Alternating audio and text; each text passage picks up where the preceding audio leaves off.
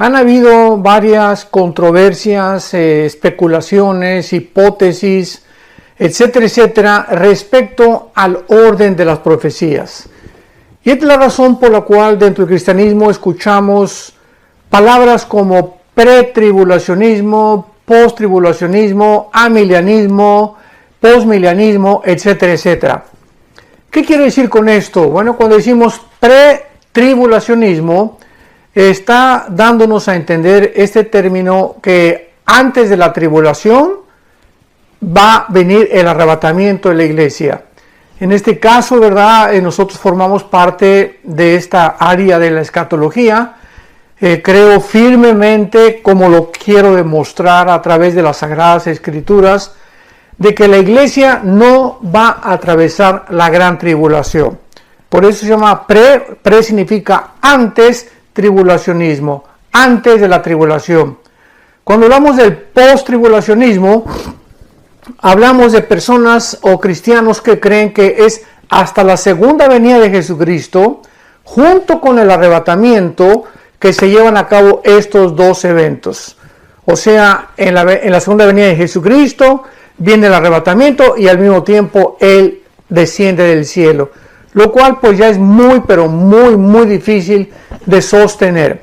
Y luego tenemos el amilianismo, cristianos que creen que ya todas las profecías se cumplieron, que todo sucedió en el año 70 después de Cristo, que las profecías del Apocalipsis también ya se ha cumplido, que la semana 70 de Daniel ya se ha cumplido. Y entonces vemos estas diferentes posturas o perspectivas que existen, y esto es debido a que estamos ni más ni menos analizando, profundizando, escudriñando, penetrando en la mente de Dios. La Biblia es la mente de Dios revelada, y claro que no creo que haya ni siquiera un 5 o un 10% que podamos encontrar de la mente de Dios, dada nuestra finitud y nuestra limitación intelectual y también de comprensión. El apóstol Pablo escribió que todavía estamos mirando a través de como un espejo. Cuando éramos niños, 1 Corintios 13 dice Pablo, hablábamos como niños, pensábamos como niños. Cuando vamos creciendo, vamos desarrollando nuestra capacidad de comprensión. Y cuando ya llegamos a la edad adulta, pues ya tenemos un poquito más de madurez para poder percibir las cosas que nos rodean, entender cosas que no entendíamos ni en la infancia ni en la juventud. Y es exactamente igual con la vida cristiana. La vida cristiana tiene etapas, o sea, un recién convertido no puede entender el libro Apocalipsis, ni Ezequiel, ni Daniel. Tiene que comenzar con la leche, igual que un recién nacido. Un bebé recién nacido no le puedes dar jamón, no le puedes dar una chuleta de puerco, ¿verdad? Porque se empacharía, se atragantaría, pero cuando va creciendo, después de un año de la leche de la mamá, ya brinca alimentos un poquito sólidos, que el gerbercito, que el jamoncito picado, y así el bebé, la naturaleza humana se va adaptando al alimento de acuerdo al crecimiento. Es exactamente igual en la vida espiritual. Dice el apóstol Pedro que crezcamos y deseemos la leche espiritual, que es la Biblia, como niños recién nacidos, para que crezcamos para salvación. Muy bien. Ahora, con este preámbulo puedo yo comenzar a entender claramente por qué hay estas diferentes posturas dentro del cristianismo, y no nos queda más que escudriñar las Escrituras, buscar cuál postura tiene más peso teológico, simplemente, ¿verdad? Y tratar de poder llegar a una solución. ¿Por qué creo esto? Porque no puede haber dos verdades. No puede haber tres verdades, o sea, algo tiene que ser, o una postura tiene que ser la real. Yo recuerdo cuando inicié mi vida cristiana, me eduqué con misioneros bautistas y me enseñaron bastante de la doctrina bautista, estoy muy agradecido. Después estuve con hermanos pentecostales, los hermanos bautistas, vivíamos en Acapulco, se fueron y comencé yo a recibir la doctrina pentecostal. que todos desde luego somos hermanos en Cristo, ¿no? Pero la postura pentecostal tiene su perspectiva del bautismo del Espíritu Santo, de los dones espirituales, y después de los bautistas y los pentecostales, yo veo detrás de todo esto la mano de Dios.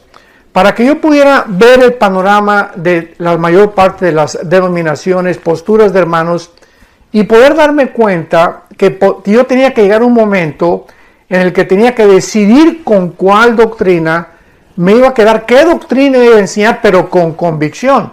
Porque cuando predicamos la palabra, tiene que ser predicada con autoridad y con convicción.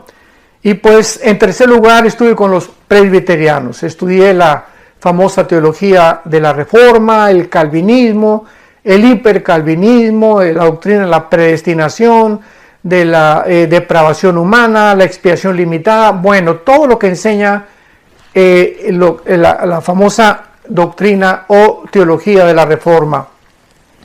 Y finalmente, pues yo tenía que encontrar un equilibrio. Fue lo que yo le pedí al Espíritu Santo, dame un equilibrio, Señor, ¿verdad? Porque todos mis hermanos tienen diferentes perspectivas, y esto es bueno porque así dependemos unos de otros, o sea, no nos vamos a tachar de herejes, ni mucho menos, simplemente son enfoques diferentes por causa de falta de muchas piezas del rompecabezas en la Biblia que no hemos encontrado, y otras veces por falta de estudio profundo de la palabra de Dios.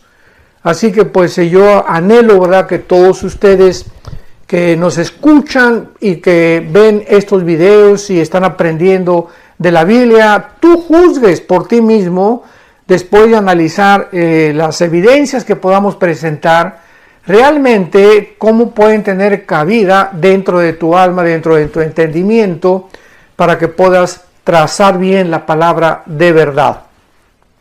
Vamos a ver la primera y la segunda carta a los tesalonicenses, principalmente para examinar lo que el título de esta serie le he llamado el poder que detiene al anticristo. O sea, vamos a descubrir en estas dos cartas que el apóstol Pablo fue usado por Dios para una gran conversión de un gran número de residentes en la ciudad griega de Tesalónica. Pero no solo Pablo les enseñó las doctrinas principales de la salvación, sino que también les enseñó claramente y puso un orden, y este orden es el que quiero seguir, porque nos va a demostrar claramente, pero así claramente, yo no encontraría ya otra forma de poder discutir estas doctrinas, más que siguiendo el orden que el apóstol Pablo, en su primera carta y en su segunda carta, establece escatológicamente del rapto o del arrebatamiento de la iglesia, de la gran tribulación, de la aparición del anticristo y de la segunda venida de Jesucristo. Entonces es importante ver esta cronología porque nos lleva a una conclusión que es a la que particularmente yo he llegado y a la que pienso que muchos de ustedes también honestamente van a llegar.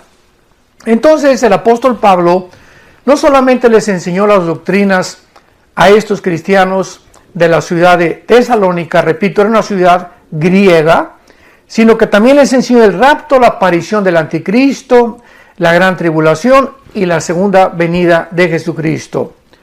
Pablo tuvo que salir de Tesalónica por la gran persecución que esta iglesia experimentó, y más tarde les escribe, cuando ya se va a estas dos cartas, explicándoles claramente los dos aspectos de estos dos gran eventos. Repito, en estas dos cartas, Pablo tenía, guiado por el Espíritu Santo, que enseñarles los dos principales aspectos de estos dos eventos, del arrebatamiento de la iglesia y de la aparición del anticristo o la gran tribulación. Primero les menciona lo que se conoce como la manifestación gloriosa y la aparición maravillosa de Jesucristo nuestro Señor, cuando viene por nosotros, cuando viene Jesucristo en el aire y nos saca del mundo.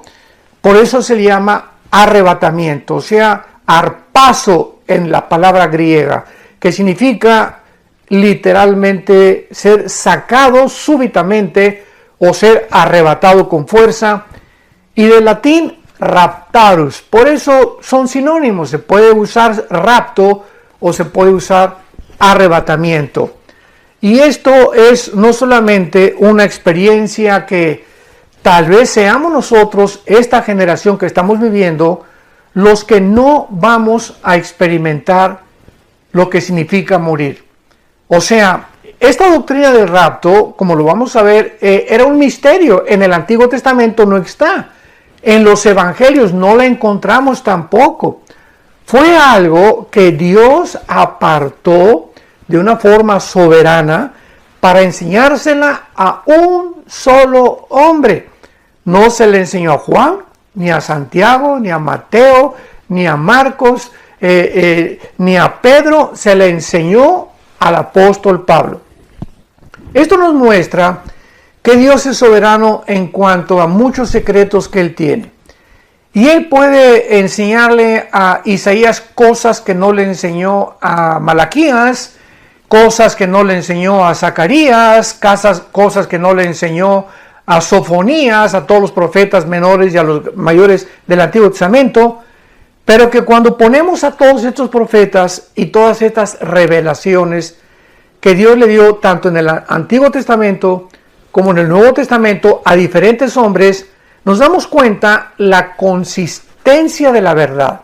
O sea, ninguno de ellos se contradecía. Muchas cosas parecen que se contradecían, pero cuando las ponemos ya juntas, como dice el Salmo 119, la suma, la unión de tu palabra es la verdad. No podemos tomar una doctrina del Apocalipsis sin tener en cuenta el libro de Ezequiel y mucho menos el libro de Daniel y el libro de Zacarías.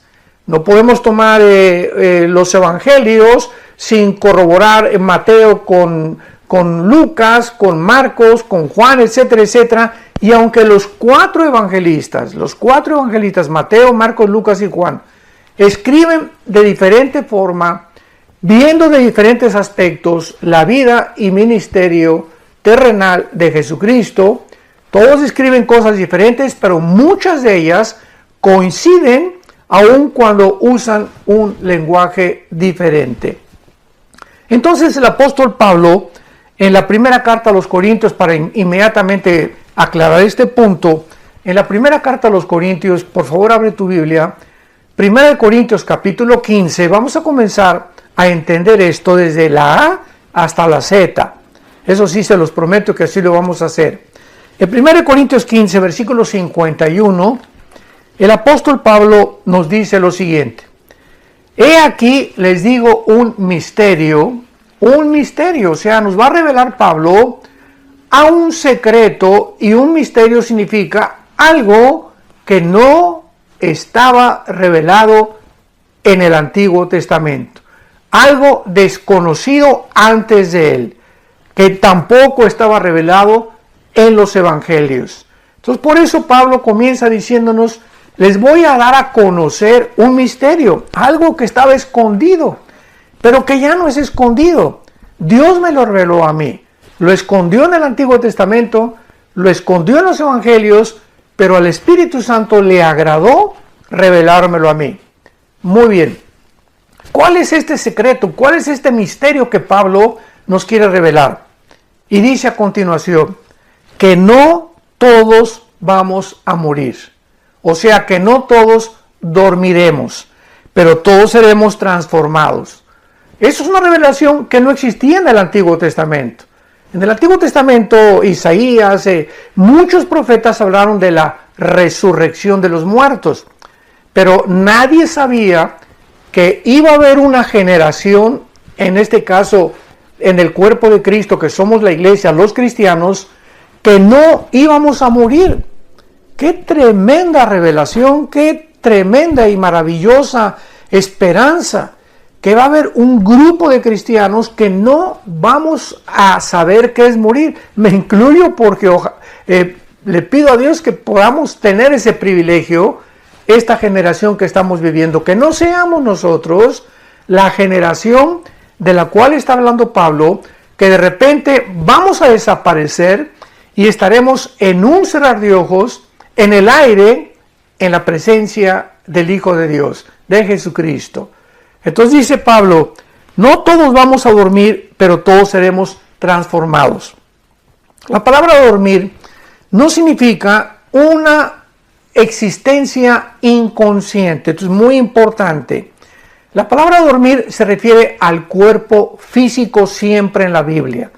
Dormir es el cuerpo, pero la Biblia nos habla claramente, sin ningún lugar a dudas, que en el momento de la muerte, como en Génesis 35, etcétera, etcétera, sale de nuestro cuerpo el alma y el espíritu. En el momento de la muerte, tu alma y tu espíritu, mi alma y mi espíritu, sale inmediatamente del cuerpo y nos vamos, ¿verdad?, a la presencia de Dios, o los que no son cristianos, su alma y su espíritu salen para bajar al Sheol, que en el Nuevo Testamento se tradujo Hades, que es una transliteración del hebreo al griego. La palabra Sheol en el Antiguo Testamento se usó para el lugar, no de la tumba, porque claramente nos muestra el Antiguo Testamento que en el Sheol las gentes estaban conscientes, tenían una existencia consciente.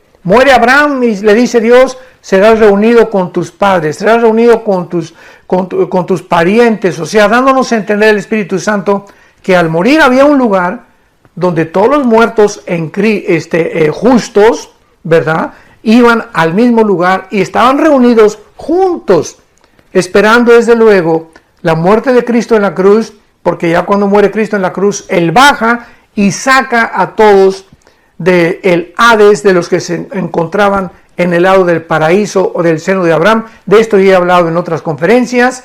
Y ahora desde Cristo a nuestros días, de Cristo a nuestros días, todos los cristianos que han muerto desde Pentecostés hasta nuestros días del año 2021 en que nos encontramos, ahorita estamos en el mes de abril, a finales del mes de abril, estoy compartiendo esta conferencia. Todos los cristianos, en el momento de la muerte, salimos inmediatamente de nuestro cuerpo y nos vamos con el Señor, inmediatamente. Pero, si tú no has muerto o yo no he muerto y el rapto viene tal vez acabando esta conferencia o mañana, un mes, no sabemos, un año, 2 años, no sabemos, si somos nosotros los que vamos a participar de esta maravillosa experiencia, de repente vamos a ser transformados. Vas a estar comiendo en un restaurante o manejando, un piloto en un avión, un chofer en un camión, un médico tal vez operando, o a lo mejor yo predicando, ¿verdad? No sabemos, pero si viene el arrebatamiento y viene el rapto de la iglesia, de repente vamos a desaparecer millones de personas, nuestra ropa se va a quedar ahí tirada y vamos en instantes, en milésimas de segundo, nuestro cuerpo corruptible, porque así nuestro cuerpo como lo tenemos no puede ser transportado al cielo, porque es un cuerpo que no puede heredar, la carne y la sangre no puede heredar lo invisible, lo incorruptible. Un cuerpo imperfecto no puede estar en el lugar perfecto. Entonces es lógico que nuestro cuerpo tiene que ser cambiado en milésimas de segundo para estar, repito, en la presencia de Jesús. Jesús vendrá en el aire y no va a tocar los pies en la tierra. Esta es la gran diferencia. Después ya hablaré de todo eso. En el rapto viene Jesús en el aire, nos saca del mundo, la iglesia sale del mundo, comienzan los 7 años de la tribulación y en la segunda venida Cristo desciende y toca el monte de los olivos.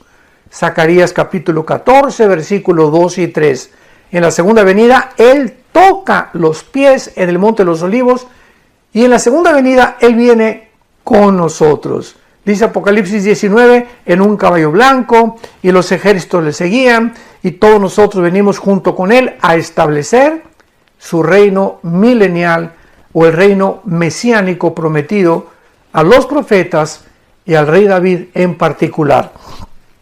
Muy bien, continuamos en 1 Corintios 15 quiero ir despacio, como lo puedes notar, que tenemos que ir despacio en el escudriñamiento y en la exposición de la palabra de Dios. Les digo un misterio, no todos vamos a dormir o a morir, pero todos seremos transformados. En un momento, en un abrir y cerrar de ojos, dice el apóstol Pablo, esto fue lo que Dios le reveló a la final trompeta. Porque se tocará la trompeta y los muertos en Cristo, o sea, si viene el rapto ahorita, para ir despacio, si viene el rapto ahorita, o mañana, o pasado, o la semana que entra, todos los que han muerto antes que nosotros, desde Pentecostés, porque esto es importante, en el rapto solamente nos vamos a ir todos los que formamos el cuerpo de Cristo.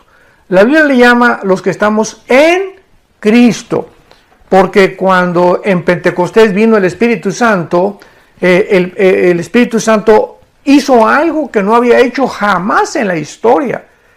Desciende el Espíritu Santo para hacer su morada, para convertirnos a nosotros, nuestro cuerpo convertirlo en el templo de Dios. Dice 1 Corintios 6, 19 y 20, que no sabéis que vuestro cuerpo, mi cuerpo, tu cuerpo es el templo donde Dios está viviendo. Esto es maravilloso. Somos el templo del Espíritu Santo.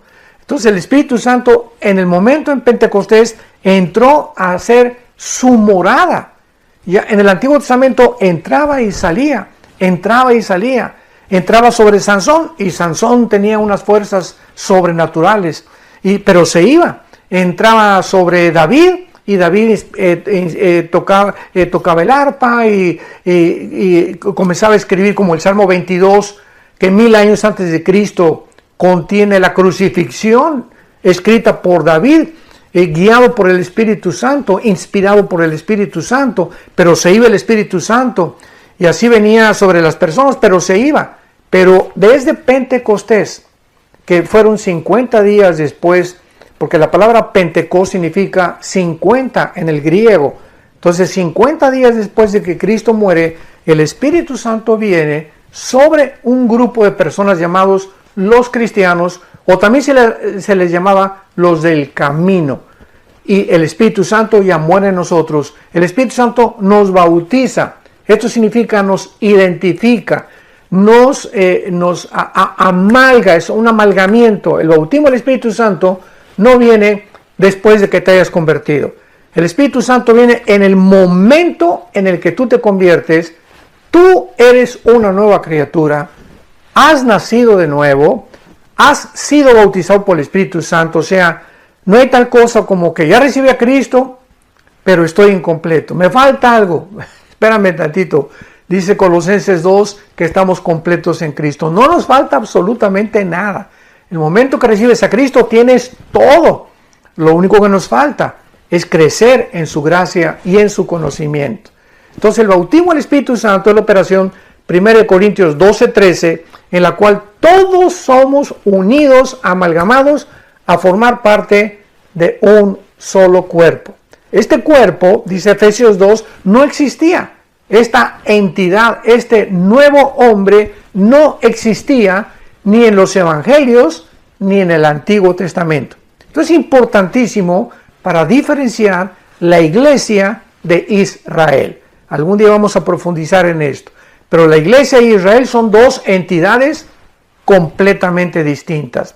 Entonces, el momento en el que el Espíritu Santo vino en Pentecostés hasta nuestros días, se formó el cuerpo de Cristo llamado la iglesia.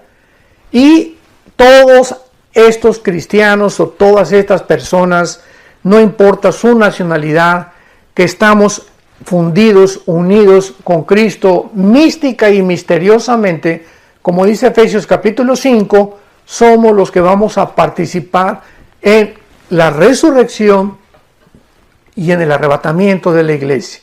Los santos desde Adán hasta la cruz van a resucitar hasta después, en la segunda venida de Cristo, a ellos les toca la resurrección. ¿Cómo lo sabemos? Hay tantas cosas, ¿verdad?, que explicar. Pero en 1 Corintios 15 claramente dice la Biblia, en el versículo 22, porque así como en Adán todos mueren, también en Cristo todos serán vivificados. Pero fíjense lo que dice claramente, esto es importantísimo. Pero cada uno en su debido orden. O sea, hay un orden para la resurrección. Los primeros que van a resucitar, los que siguen, los terceros, etcétera, etcétera. Porque primero se le llama la resurrección de todos los justos y los últimos en resucitar. Apocalipsis 20 del 11 al 15. Serán todos aquellos que rechazaron a Cristo y todos aquellos que se rebelaron habiendo tenido un pleno conocimiento de la palabra de Dios. Bueno, y Pablo dice aquí en nuestro pasaje, 1 Corintios 15, he aquí os digo un misterio, no todos dormiremos, todos vamos a ser cambiados inmediatamente, en un abrir y cerrar de ojos, a la final trompeta. Los muertos serán resucitados, incorruptibles, y luego nosotros. Si Cristo viene, os repito, mañana, ahorita, una semana, todos los muertos antes que nosotros van a resucitar primero. Y ya que resuciten ellos, nos vamos nosotros, seremos transformados, y en el aire seguimos y nos unimos junto con ellos para recibir al Señor Jesucristo en los cielos. Los muertos resucitarán con nuevos cuerpos y nosotros, como no morimos, vamos a ser transformados inmediatamente. No vamos a saber lo que es morir. No vamos a experimentar pasar por el túnel de la vida, o lo como el rey David le llamaba, el camino que seguimos todos los hombres. Así le llamaba David a la muerte, el camino de todos los hombres. Porque está establecido los hombres que muramos una sola vez. Y después de nuestra muerte no hay limbo, no hay purgatorio, no hay segunda oportunidad, no hay tercera oportunidad. Una vez que tú mueres y una vez que yo muero, morimos porque hemos decidido en esta vida el lugar donde vamos a quedar la eternidad. Por lo cual, cuando oyes estas palabras, no te endurezcas, y si tú no tienes a Cristo, aprovecha para que, si no sabes, mañana o pasado, ninguno tenemos la seguridad cuando vamos a morir, que le entregues tu vida al Señor Jesucristo. Y finalmente dice aquí el apóstol Pablo en la primera carta a los Corintios, porque es necesario que esto corruptible se vista de incorrupción, o sea, es necesario que nuestro cuerpo sea transformado, porque, repito, no podemos subir con este cuerpo al cielo. Es un lugar perfecto y necesitamos un cuerpo perfecto para vivir en un lugar perfecto. Es necesario que esto corruptible, o sea, corruptible, esto que se echa a perder, nuestro cuerpo, ¿verdad?, está corrompiéndose todos los días, millones de células mueren todos los días, hay una descomposición continua, no solamente de nosotros, sino del universo entero, y esto mortal se vista de inmortalidad. Bueno, entonces el apóstol Pablo claramente explica, ¿verdad?, aquí en su primera carta a los Corintios, capítulo 15, lo que es el arrebatamiento de la iglesia, cuál es el fenómeno que va a suceder o cómo se va a llevar a cabo esta maravillosa experiencia que vamos nosotros a experimentar. Y en segundo lugar, en su primera carta a los tesalonicenses, ahora sí ya vamos a adentrarnos un poco más profundamente en estas dos cartas, pero repito, siempre me ha gustado, me encanta enseñar la palabra de Dios, pero la palabra de Dios tiene que ser enseñada expositivamente, tenemos que ir de una forma sistemática, y esto es muy importante para poder absorber, digerir, ahora sí que masticar y no atragantarnos claramente las enseñanzas del Espíritu Santo, pero más que nada tener hambre. Si tú me escuchas y eres un cristiano que tienes hambre, que te apasiona oír, que quieres saber, etcétera, etcétera, y además que algún día te puede Dios llamar para que tú también enseñes esto a tus hijos, a tus padres, a tu novia, a tu novio, no sé, Dios te va a iluminar, porque necesitamos tener esa pasión de no solamente comer la palabra y enriquecer nuestro entendimiento y nuestro conocimiento de Dios, sino que Dios nos da para que nosotros demos. Nunca Dios nos da nada para que lo guardemos para nosotros. Dios le dijo a Abraham, te bendigo para que tú bendigas a los demás. Dios me da dinero para yo bendecir a los demás. Me dio Dios talentos para bendecir con mis talentos a los demás. Me da el don de la música, yo no lo tengo desde luego, para que tú con la música bendigas y sirvas a Dios. No hay nada. Dios te da casas, Dios te da propiedades, Dios te da todo para que no necesariamente que tengas que vender todo, pero simplemente, ¿verdad?, para que entiendas que somos administradores de la gracia de Dios. Como dice 1 Corintios capítulo 4 el apóstol Pablo. Somos administradores, nada más. Nada de lo que tenemos. Nada, cero de lo que tenemos es nuestro. Todo lo hemos recibido por gracia. Muy bien.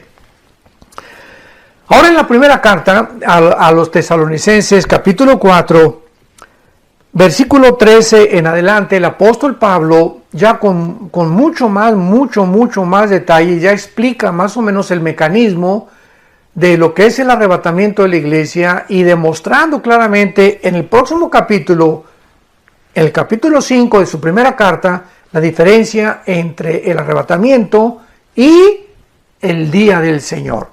O sea, los 7 años de la tribulación que se definen con la palabra o con el término el día del Señor, y 4 veces en el Nuevo Testamento se menciona esta frase, el día del Señor, y las 4 veces se refiere a los 7 años de la tribulación, al tiempo de la ira o al día de Jehová del Antiguo Testamento.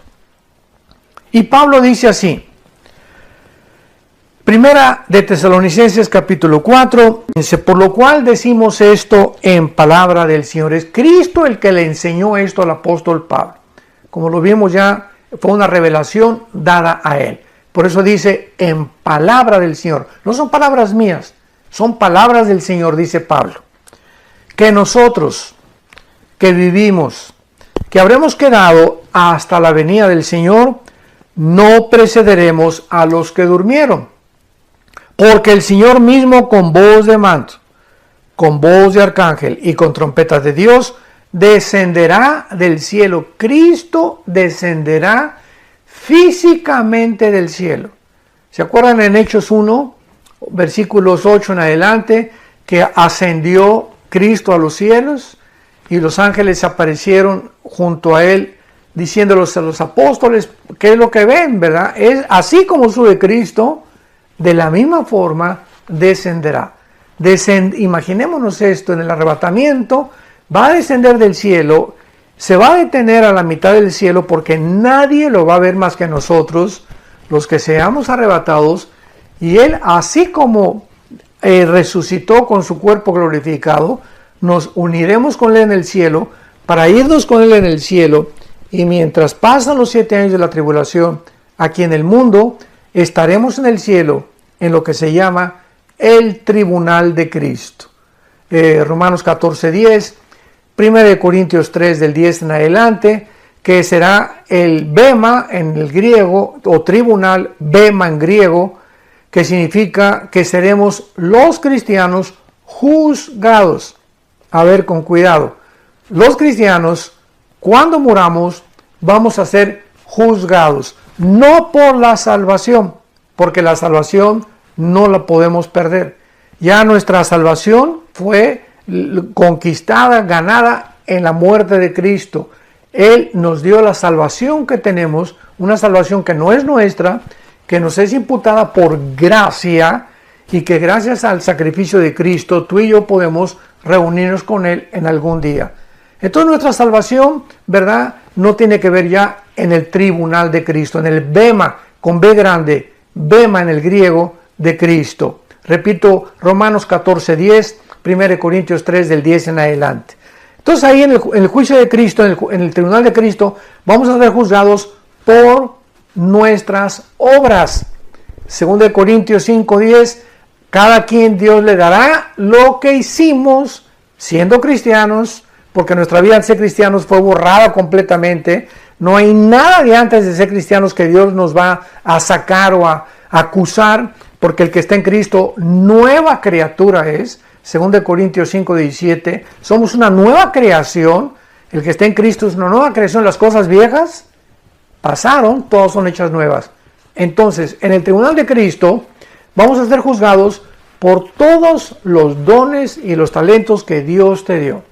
Los talentos que a mí me dio Dios. ¿Qué hicimos con todo lo que Dios nos dio? Las oportunidades que nos dio vergüenza hablar de Cristo ante la familia o ante los amigos o en tu trabajo. Las oportunidades que Dios nos dio para poder ayudar a la obra de Dios, para sostener la obra de Dios. Las oportunidades que Dios nos dio para poder usar nuestros talentos musicales. A lo mejor tú sabes tocar la guitarra o la batería o la trompeta o estudiaste música, el piano y nunca te has acercado en tu iglesia a decirle al pastor o al coordinador de la alabanza: hermano, tengo libres el domingo 2 horas, quiero cooperar con tocar con la alabanza, etcétera, etcétera. En fin, Dios nos va a juzgar conforme eso. Y muchos cristianos, dice 1 Corintios 3 del 10 en adelante, muchos cristianos serán avergonzados porque casi ni fruto llevaron. Pasaron al cielo, decimos aquí en México vulgarmente, de panzazo, con 6 de calificación, ¿verdad? 5 es reprobado, 6 es ya dando, ya 7 regular, 8 bien, 9 excelente, ya 10 de calificación es magnífico. Entonces muchos cristianos pasarán con un 6 de calificación. Recibieron a Cristo, tal vez tengan la salvación, pero sus frutos, ¿verdad?, fueron enterrados, no los utilizaron, y estos cristianos, aunque sean salvos, aunque estén en el cielo, serán avergonzados. Y serán los soldados rasos de la otra vida. Porque en la otra vida va a haber generales, coroneles, tenientes, cabos, ¿verdad? Va a haber cristianos, dice Apocalipsis 20, versículos 2 y 3, y vi tronos y los que fueron dignos de sentarse en ellos. O sea, no todos los cristianos ocuparemos un trono, que significa lugar de autoridad en la otra vida, sobre las otras naciones que habrá en la otra vida y que Dios designará de acuerdo a su soberanía. Muy bien. Entonces, dice Pablo que descenderá del cielo y los muertos en Cristo resucitarán primero. Y luego nosotros, ya lo vimos hace unos minutos, una vez que resuciten todos los muertos antes que nosotros, luego nosotros, versículo 17, los que estemos vivos, los que hayamos quedado, o sea, los que vivamos hasta que venga el rapto, seremos arrebatados. Arpazo, repito, el arpazo, escríbela. Es la palabra arpazo, tal como suena con A de Armando y con Z, arpazo, que significa seremos sacados, arrebatados, fuera del mundo, súbitamente, repentinamente, como lo vimos en Corintios, de una forma imperceptible, un parpadear de ojos, millones de personas desapareceremos de esta tierra. Y dice la Biblia a continuación, seremos arrebatados juntamente con ellos en las nubes para recibir al Señor en el aire. Qué grande diferencia, ¿verdad? Qué clara es la Biblia. El arrebatamiento no tiene que ver nada con la segunda venida. El arrebatamiento viene el Señor y nos saca a nosotros en el aire, no pone los pies en la tierra. Hasta la segunda venida desciende con nosotros, pasando después de los 7 años de la tribulación, y pone sus pies en el monte de los olivos, Zacarías 14, 2 y 3. Entonces son 2 eventos completamente diferentes. ¿Por qué tenemos que mezclarlos? ¿Por qué tenemos que confundir al Espíritu Santo? Lo vamos a mostrar todavía con muchas más evidencias más adelante. Y fíjense lo que dice a continuación. Y así estaremos siempre con el Señor. Por lo tanto, dice Pablo, en vista de esta maravillosa revelación, aliéntense, confórtense unos a otros con estas palabras. O sea, los cristianos no estamos esperando al anticristo ni la gran tribulación. Oye, si yo supiera que voy a pasar a la gran tribulación, pues realmente no me dejaría dormir, ¿verdad? ¿Y qué va a pasar? Y con mis hijos, y no vamos a comer, y vamos a ser, etcétera, etcétera, perseguidos. Y no es esta esperanza la que la Biblia nos da. La Biblia nos da una esperanza gloriosa, maravillosa, la manifestación y aparición gloriosa de Jesucristo, dice Tito capítulo 2, versículo 10, de Jesucristo en el aire para llevarnos con Él. Y este es el aliento que tenemos, que ya nos vamos. Ya no sabemos, pero ya se oye la voz del novio en el aire. Ya los cascos del Apocalipsis se escuchan en el cielo. Ya nos encontramos en la orillita. Estamos ya en el vértice, ¿verdad? Completamente ya de salir de este mundo y de que se acabe todo y de poder ver ya finalmente a Jesucristo y ya jamás enfermarnos, ni sufrir, ni llorar, ni lamentarnos, ni preocuparnos, ni estresarnos, ni nada, porque nuestras lágrimas serán limpias y serán secadas y descansaremos en el Señor y sabremos que valió la pena haber confiado en el Hijo de Dios en la cortita vida que tenemos en este mundo. Muy bien. Y para terminar, el capítulo 5 de Tesalonicenses, que podremos ya ver con muchísima más calma en la próxima conferencia. Vamos a ver en el capítulo 5 de la primera carta de los Tesalonicenses. Simplemente les hago un breve bosquejo. Dice Pablo: pero acerca de los tiempos, o sea, ya nos habló del rapto. Sigamos este orden, recordemos. Ahora dice Pablo: acerca de los tiempos y de las ocasiones, no tienen, hermano, necesidad que yo les escriba, o sea, no tiene necesidad que yo les diga el orden de los tiempos. Los tesalonicenses, de alguna manera, ya estaban conscientes de qué forma esto iba a suceder, pero seguían confundidos. Así como nosotros. Tenemos la Biblia aquí delante de nosotros. Las cartas de Pablo, ya está completa la Biblia, y en el mundo cristiano sigue la confusión. ¿Qué si el cristiano va a ir al rapto? Otros hasta se han atrevido a negar que existe el rapto. Otros que vamos a pasar la tribulación, otros que al final de la tribulación, otros que después del milenio, otros que no va a existir el milenio. Es increíble que no hemos cambiado después de 2000 años. La misma confusión que tenían la iglesia de Tesalónica y los corintios la tenemos nosotros en el siglo XXI, y todo esto porque no escudriñamos las escrituras como debe ser. Es todo, porque Dios no nos ha dado un espíritu de confusión. Dios no es un Dios de confusión, le dijo a los corintios. Dios es un Dios de orden. En todo hay un orden en lo que hace Dios, y cuando nos adentramos en este orden, podemos entender, poniendo en orden la A, la B, la C, la D, etcétera, etcétera, en el archivero, entonces tenemos una clara comprensión.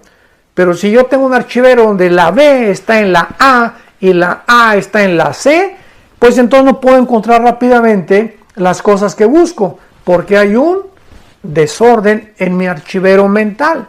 Entonces Dios quiere que podamos ya poner en orden nuestra mente, y es necesario, repito, es necesario escudriñar las escrituras diligentemente, perseverantemente en oración.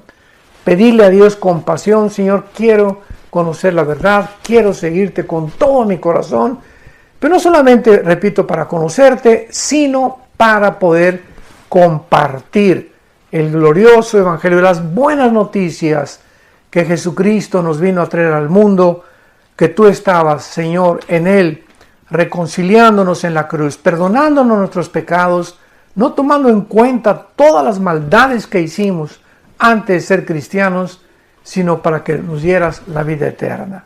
Que Dios te bendiga, y yo ya no aguanto en compartirles la segunda parte de este estudio, el poder que detiene al anticristo. Que Dios te bendiga y recibe a Cristo hoy que tienes vida, hoy que tienes salud, hoy que tu mente está clara y fresca. No pierdas más el tiempo. Invítalo a tu corazón.